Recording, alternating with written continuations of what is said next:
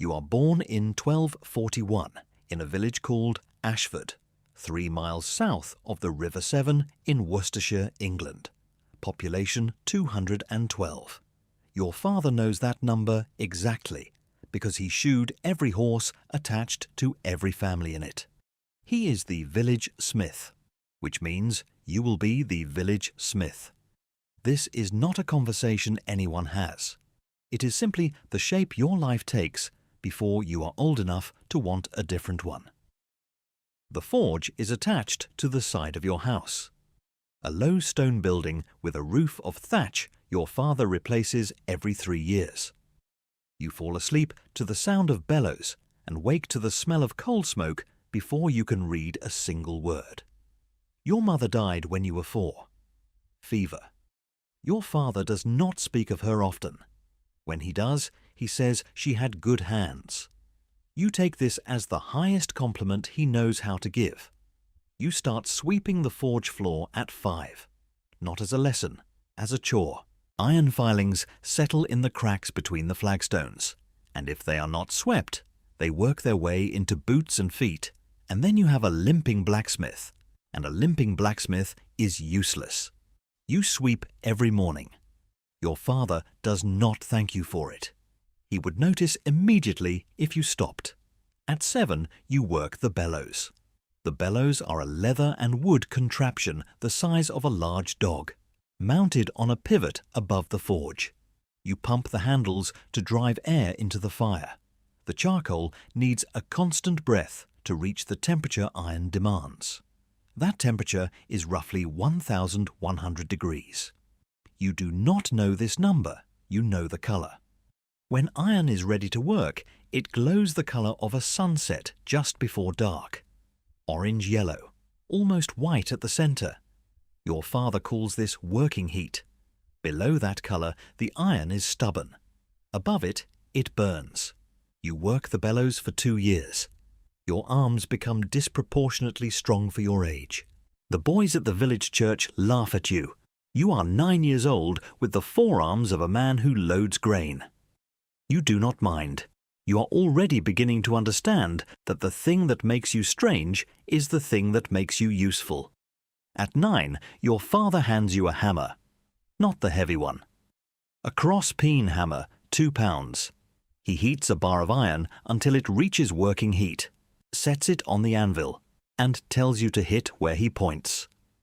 You hit where he points. The hammer bounces back from the iron on the first stroke. Iron at working temperature is soft enough to shape, but it still pushes back. There is a skill to reading that push. Too hard and you move metal you did not intend to move. Too soft and you tire yourself for nothing. Your father does not explain this. He watches your strokes and adjusts your grip once, 2 fingers repositioned on the handle. That is the entire lesson. The anvil is 230 years old. Your father's grandfather brought it from the foundry at Gloucester.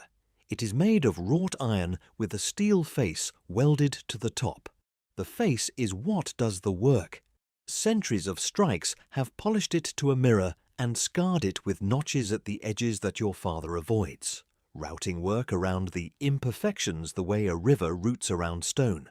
You learn the anvil the way you learn a person, where it is reliable, where it is not. By 12, you are making nails, thousands of them. Nails are the currency of construction. Every new building in the village or on the Lord's estate begins with a nail order to your father, and now to you. The process is the same 10,000 times. Cut a rod of iron to length. Heat it. Point one end with 4 hammer blows rotating the rod. Insert the other end into the hole in the header tool. Strike once. The nail head forms. Drop it in the water bucket. The hiss of quenching is the sound the forge makes the most. Some days it sounds like breathing. You make 500 nails in a day when you are working fast. Your father makes 700. The difference is not strength. It is economy. He never makes an extra motion. Every step flows from the last. The hammer moves from strike to reposition in a single arc. You watch him more than you watch your own hands. Eventually, the watching becomes the learning. The Lord's steward arrives in spring of your 14th year, a thin man on a wide horse. He carries a list written on a small piece of parchment that he holds at arm's length to read. 3 plough blades, 2 sets of wheel rims, a new gate hinge for the granary, 1 dozen horseshoes. He reads these off without looking up. Your father listens without writing anything down. He cannot write. He does not need to. He keeps every order in the same head that keeps every measurement and every alloy ratio and every temperature by colour. He quotes a price. The steward haggles. They settle. The steward rides away. Your father gets to work. This is the part nobody talks about when they talk about blacksmiths. The plough blades, the hinges, the wheel rims. Your customers are not knights in shining armour most days. They are farmers whose plough broke on a buried stone 2 hours before sunset, and whose field still needs 3 more rows before the rain comes. They are wheelwrights who need a rim fitted before morning. They are mothers who need a new pothook because the old one finally cracked. Every one of them arrives with urgency and leaves with a working piece of metal. Your father does not mind. He minds when the work is wrong. At 16, you help make your first sword. The Lord's eldest son has been accepted to serve as a squire to a knight campaigning in France. He needs a sword. Your father has made 2 swords before in your memory, both for the Lord himself. Both presented in the hall with ceremony. This one is for a boy of 17 who holds the blade afterward like it might bite him. A sword is not the most difficult thing a blacksmith makes. A perfect hinge is harder. A ploughshare that holds an edge in rocky soil is harder. But a sword carries weight beyond its metal. Your father works the billet of high-carbon steel for 3 days. He folds it twice. The folding distributes carbon through the metal and removes slag. You watch the billet change shape under hammer strikes measured in thousands. Your arm is the hammer when his needs a rest. Neither of you speaks much during this work. The forge does the talking. When the blade is ground and polished and fitted with a simple crossguard of mild steel and a grip of wood wrapped in leather, it is 32 inches long and weighs 2 pounds and 4 ounces. Your father holds it by the blade to check the point balance. Nods once. It is ready. The Lord's son comes to collect it with 2 servants who carry the wrapped blade on a cloth. He does not stay long enough to learn the smith's name. You turn 20 in 1261. Your father's hands have begun to fail him. Not all at once. The way iron fails. From the inside first. By morning, his grip is weak enough that he cannot hold the tongs without shaking. He works through lunch and into the evening when his hands are warm and looser. He does not mention the shaking. You do not mention that you have seen it. You take over the heavy work without ceremony. The way you took over the bellows at 7 and the hammer at 9. This is simply the next thing. Your father moves to the finishing work, the parts that need judgment more than strength. You do the striking. Between you, the forge produces the same volume it always has. In 1263, a knight arrives from the south. He is larger than most men who come through the door. He has to turn sideways to enter. His name is Sir Edmund de Brough, and he has been on campaign in Wales and is passing through on his way to his estate in Shropshire. His left pauldron, the shoulder plate of his armour, has been damaged, bent and cracked along the rivet line. He needs it repaired before he rides north. You have never worked plate armour. Your father has once, 20 years ago. But your father's hands will not hold a hammer for this work. He talks you through it from the corner while you heat the plate, straighten the deformation against a curved horn of the anvil, drill and set new rivets. Sir Edmund watches from the doorway. He says nothing. Either he trusts the process or he is too tired to complain. The work takes 4 hours. When it is done, your father holds the plate at arm's length, turns it, hands it back. It is as good as it was before Wales. Sir Edmund pays 3 times what you ask. He asks your name. You tell him. He says he will remember it. You assume this is courtesy.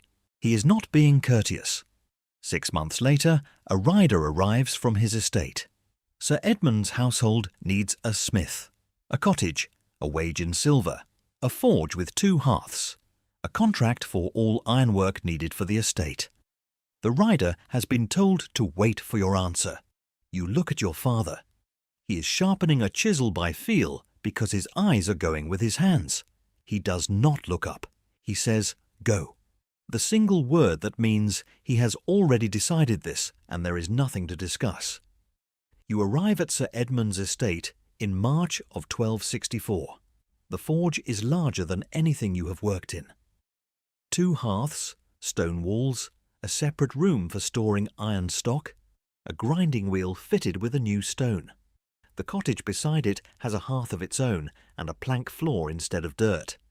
You stand in the doorway of the forge and feel something you do not have a name for. Then you light the first fire and get to work. The work at the estate is different from the village. More armour, more weapons. Sir Edmund campaigns in the summers and returns damaged. His men at arms come through with bent blades and split rings of chain, and helmets that took blows they were not meant to take. You learn the repair work. Then you learn to make the pieces fresh. A hauberk of chainmail takes 6 weeks. You count the rings. 12,000, give or take, each cut and closed by hand. By the time you finish the first one, you can close a ring without looking. You marry in 1266. Her name is Agnes, and she is the daughter of the estate carpenter. She is quiet in the way that certain people are quiet, not because they have nothing to say, but because they are careful with words. She does not pretend to understand the forge work, but she understands deadlines and quality. And when you come to bed still smelling of smoke, she says nothing about it. This is the only kind of partner that works for a blacksmith. Someone who understands the forge is not separate from you. It is you. Your first son is born in 1268. You name him after your father. He is 4 pounds and comes early, and the first 3 days are uncertain. Agnes does not sleep those 3 days. You sleep 2 hours in the afternoon of the second day and feel guilty about it for a week. The boy survives. He has his mother's hands, small and precise. You think he will not be a smith. This thought does not disappoint you the way you expect it to. Sir Edmund rides out in the summer of 1270, a campaign in the Welsh borders. He takes 12 of his men at arms. You spent 6 weeks beforehand repairing and checking every piece of iron they ride with. You walked through the equipment with the master of arms and rejected 3 blades that had cracks running from the edge back toward the fuller. The master of arms argued. You showed him where the cracks were with a file. He stopped arguing. 2 of his men return in October. They arrive with the news delivered in the flat tone menus when the body is still not through processing the information. A skirmish at a river crossing. An ambush. 3 men killed. Sir Edmund's body is being brought back by the church. You stand in the forge doorway and watch the riders and feel nothing for a long time. Then you feel everything at once and put it back and go inside and keep working. Because the estate still needs an iron worker. Because the work does not stop for grief. His son inherits. Thomas de Broe is 22. He has his father's frame, but not his father's stillness. He is not unkind to you. He is simply absent to you in a way his father never was. You continue at the forge. What else is there? In 1274, a fever moves through the county. Your son develops it on a Wednesday. By Friday, it has broken. You develop a mild version that lasts 4 days. You work through 2 of them because you cannot afford to stop. This turns out to be fine. This also turns out to be luck. You are 43 years old in 1284. Your body is a catalogue of the work. Both hands have been burned so many times, the scars have scars. Your left thumb is missing the tip from a chisel slip in 1271. Your back does not straighten fully in the mornings. Your hearing on the right side is reduced from 40 years of hammer strikes. What you still have is the eye, the ability to look at a piece of iron and know what it needs. This does not fade with the body. If anything, it sharpens. Your son apprentices with the estate carpenter. He is precise, patient, exact. He will make beautiful things out of wood. You are glad for him. In 1291, Agnes dies. Fever again. It takes her in 5 days, and you are there for all of them. And it is not enough. You light the forge the morning after the burial. Not because you have orders, because you have always lit the forge in the morning. Because this is the only thing you know how to do with your hands when your heart has nowhere to put itself. You work until 1298. Your hands go like your father's hands went, from the inside first. You train a boy from the village for 3 years before you stop. He is not as good as you were at his age. He will be good enough. Thomas de Brauw gives you the cottage for life and a small pension in silver. You sit by your hearth in the evenings and hear the hammer from the forge next door and feel something adjacent to pride. The satisfaction of a thing that continues. You made tools for farmers and weapons for men who went to war. Some of those farmers fed families for 40 years on the strength of the tools you made. Some of those men died with the weapons you made in their hands. You did not choose where the iron went after it left your anvil. No one asked you. You made the best piece of work you could every time and handed it over, and that was the end of your jurisdiction. The iron was good. That much is certain. The iron was always good. That's a wrap. The story you just heard is fiction, but blacksmiths like this kept the medieval world running. Every sword, every plough, every hinge, every nail was made by someone whose name nobody wrote down.